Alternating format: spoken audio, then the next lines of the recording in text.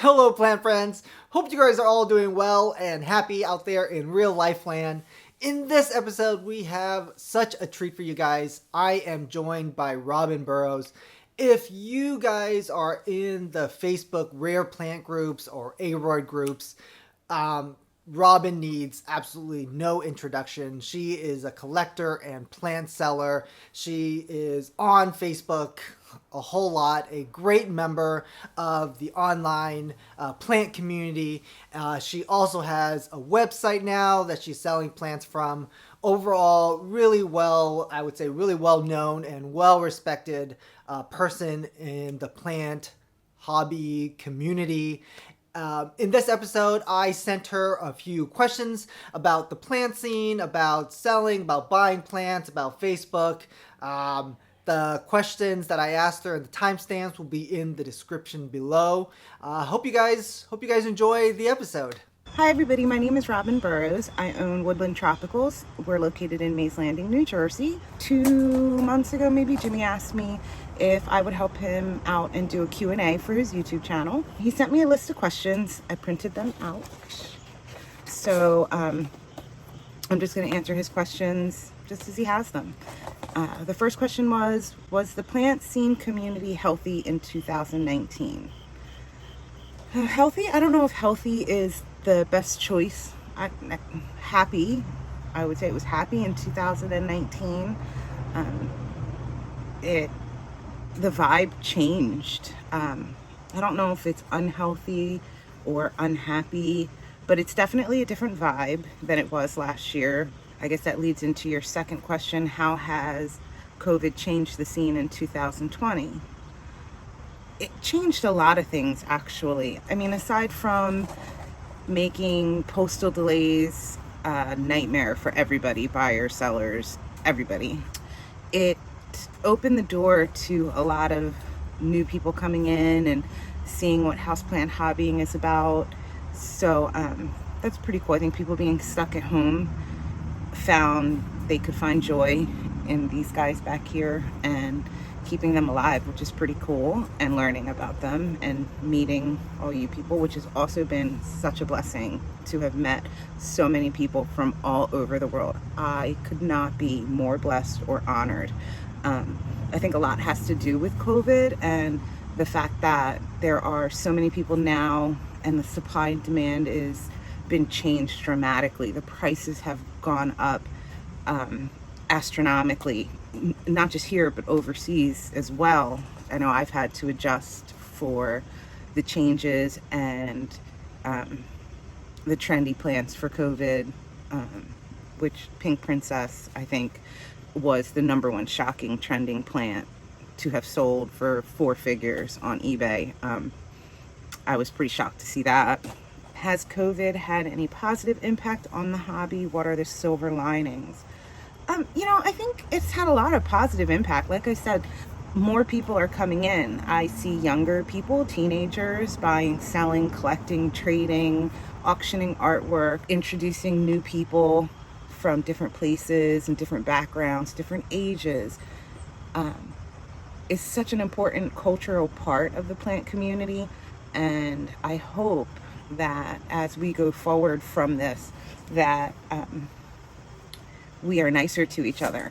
I know that that's one positive thing that I can take away from this social distancing and quarantine, that I found people can be very, very cruel online. Myself included, I think at times I've been mean, and that's something that, because of this, I want to try and be kinder. I mean, for a little while there, the changes in the vibe in the community were so bad. It was so negative. I saw people leaving groups and posting that they don't want to sell anymore because plants used to make them happy and now they don't. I'll tell you, one of the things that changed my view on what's happening was when one of our dear friends' husbands passed. When that happened, and I posted a plant because when somebody passes, words don't touch anything. So I did the only thing I thought I could do was sell a plant, right? what happened after that to me was amazing. People who didn't even know me were messaging me to donate plants for auction for Arish and her family. People from overseas, suppliers, wanted to send me plants, to donate for auction for her, that didn't even know her, but were just touched and moved by what they saw and how many people came together. That did remind me of how kind people can be, and that we have a choice to be kind, right? We don't have to be negative. We don't have to focus on what is negative or unhealthy or unhappy. I can choose to not look at that and look at all the beautiful things that brought me to collecting these beautiful plants. That definitely made me believe that whatever's happening is temporary, because the amount of goodness within this plant community is so unreal. What advice do I have for new collectors trying to navigate 2020? For new collectors trying to navigate 2020, definitely finding reputable sellers, joining groups on Facebook, and if you could sit back and watch for a while and just read the different posts, especially in the enthusiast groups versus the selling groups, after probably a month, 2 to 4 weeks, you'll have a good idea of some really reputable sellers that if you were looking for certain plants, you will have heard several names. Knowing how to care for the plant that you're purchasing or receiving, that's a big, huge thing too for a new collector. When you find one that you just love, and then you just fall down this rabbit hole. But if you don't know how to care for them, it's going to be a lot of sadness. Definitely learn about it as best as you can, even if that means asking openly in Instagram, sharing a picture with your question about its care, or on Facebook, in the forums, talking to people about care and propagation, and your climate matters. So definitely doing research for that stuff definitely will help new collectors a lot. Let's see, what are the pros and cons of buying plants on social media versus independently operated websites? That's a really good question, because I'm not sure. You can pull up a website at any point, and if somebody designed that website to read how they wanted it to read, you would never know if it was real information or not. Anybody can buy a domain name and set up a website. On social media, however, given that most of the sellers have followers on their Facebook account or Instagram, there's more exposure on social media to where you can ask around about sellers and about plants. And, it's likely if you ask a handful of people within a plant community, they will have heard or are following some of the sellers who sell a lot or network a lot. So I think that's a pro of social media, because you can actually try and find out information on the person. I'm sure there's plenty of bogus websites out there, and how do you know what they are? Just like there's many scammers out there that sell plants or take money and then don't send the plants. So this stuff does happen, but the benefit of social media is most of us have enough exposure where, there's references available to help ease your mind with the comfort of the sale. So I definitely think that's pretty pro social media. And you get to meet people all over the world. Without social media, I would have never, ever, ever been able to do what I'm doing now. Although the con is you are subject and criticized criticized by everybody. You are likely going to make people unhappy. I think social media is a really good platform to skyrocket negativity and jealousy or hatred. So that's definitely a con. What advice do I have for new or potential plant sellers? Okay, so it's hard, guys. It's a lot harder than it looks. It's hard. Definitely be prepared for losses, because it's a plant in a box at the end of the day, and no matter how much care we put in it, plants in a box sometimes do really mean things. So be prepared for that. Research your importers and suppliers not accurately, it's a terrible word, as best as you can, because there are scammers out there and bad people that do take advantage of people who are new, or not even necessarily new. I'm sure I could be taken advantage of just as easily as the next person if I click on the wrong account or meet the wrong supplier. It can happen to anybody at any time. So it's definitely something to look out for and look into, and have a thick skin. You know, you have to have a thick skin, and you have to have some hustle. And you have to have an understanding of the process, because importing these plants, you know, you get one great box of imported plants and you think, wow, it's going to be great. It's not going to be great. That's not going to happen all the time. It's quite normal that it doesn't happen. And relationships matter.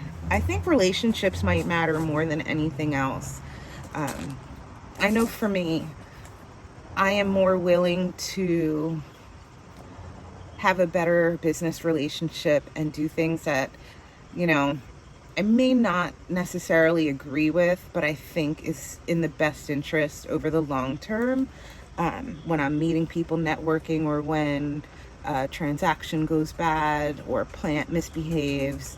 You guys gotta know what I'm talking about. If you own any of these plants, they can just misbehave any given day of the week. Having good relationships with other sellers and your buyers and people that are just looking. I think most important thing that we have is our relationships. My relationships that I have with most of my plant friends, I value them very much. The number one thing that new or potential plant sellers should really think about is cultivating your relationships before you even start. If I rewind, I think that I would have rather had these relationships that I have now and then started. It probably would have saved me a whole lot of dead plants, wasted money, time, because time rehabbing plants, because I really, trying to learn the different care for each one of these. Not all anthuriums are cared for the same. Not all philodendron are. So learning about each one is a challenge. So cultivating relationships prior to diving in is a really good idea. Is importing still a viable option for collectors? Absolutely. Importing, I think, is always a viable option to obtain any plant. The only problem, and I don't even necessarily think it's a problem, I think the only thing that people need to consider when doing it is the cost. If you're trying to get one or two plants, is it worth risking, $500 for one or two plants? Because shipping alone is usually, shipping and the phyto certification is usually around $150 for each box, give or take. If it's a larger box, larger plants, heavier, it's going to be more. So the cost of shipping is the price of some plants alone here in the United States. So, depending on what it is you're trying to obtain, figuring out if the risk of importing those specific plants are worth the couple $100 you may save or may not, because you may end up with a dead box of plants. But I definitely think importing is always a viable option for anyone who chooses to do it, but I definitely think that should be a whole topic of its own, importing plants. So that was all his questions, and then he asked me to share 3 to 5 of my favorite plants. So I'm going to pause here, and then I'm going to pull some plants and show you what some of my favorites are today, because if you ask me tomorrow, the answer may be different. So my first favorite plant today that I chose is this guy. This is an Anthurium pterodactyl. So you can see this new beautiful leaf. This guy has grown so much recently, like it just started growing exponentially. This guy's going to a new home, but it was a pleasure having it in my collection as long as I did. It's got some inflow popping out, some more inflow. But this one, I think this guy actually might be one of my all-time favorites, if I'm honest, because it looks like a dinosaur. It really does look like a pterodactyl. Okay, so this one might be another all-time favorite. I'll bring it in close because it's not, so this is a hybrid anthurium. We are unsure which it is, but I had gotten it last year and I tried to cut it to propagate it, and I sold the top and I thought I killed the bottom, but I did not. Here it is in all its glory. It's a crystallinum hybrid, but it's variegated. Let's see. There's better lighting. So here's another favorite, Anthurium clarivernum. This is a big guy, but look at how beautiful that little red leaf is. It's like got the most perfect shape. And these leaves, they're about as big as my hand. It's got inflorescence as well. I did try and pollinate this. I've never done that before. I'm learning. I don't think it worked, but I tried. So that's this guy.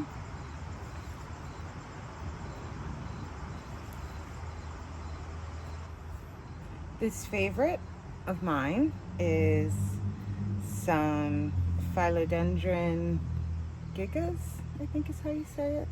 I got this tall and handsome fella from Charles from Chuck's Exotics.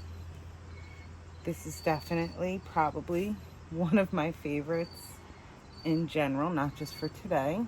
I don't know if I can get this, but if you look at look at that. It's just so beautiful and so tall. Fan favorite, definitely. Thank you so much, Robin, for joining us. Thank you for giving us your time. I'm so glad to have you, as well as other, respected members of the plant community on this channel, talking to us about the plant scene, about what's going on, about popular plants. Thank you so much. And guys, definitely give her a follow on Instagram. Check out her website and support her. I think that's it. Till next time, happy planting.